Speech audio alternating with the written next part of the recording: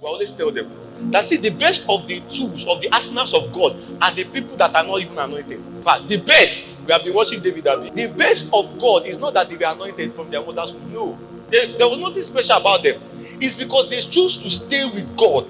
They choose to stand with what God has said and walk with it through the principle. You know, it's what actually affected Saul. Saul his kingdom should have been established all eternity. It should have not been in the house of David. Are we together? It should have been the house of Saul. But you see, because of Saul failed to go through it completely. God tried him the first time. He said, okay, Samuel told him, wait, I'm going to come in the 7th day and sacrifice. But Saul was the pressure. Are we together? The pressure of the people, because it's burdensome to be a leader. So it can be justifiable. Are we together? But you see, the pressure from the people just made him.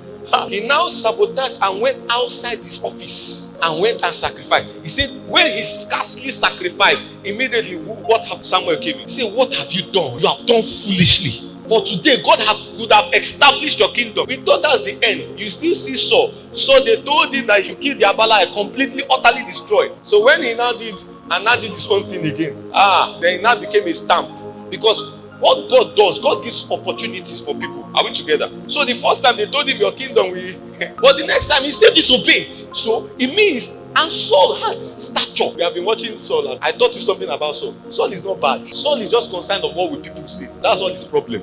And he was concerned about how people will see him. He took God's glory. That's the only thing Saul. I told you that David is more terrible than Saul in terms of sin. But there was a posture of the heart of David that made him peculiar. So in this end time, God is looking for men that will follow through, and his obedience. You know, the mother of Jesus told Jesus, they have no wine. The first thing he did was to give instruction. He said, fill up the jars. The first obedience, they obeyed, they filled the water pot. But you see, the most dangerous obedience that even went through was the second obedience they carried out. So that you started out is not enough. That you came to the land of Ijeda is not yet enough. You must follow through the experience.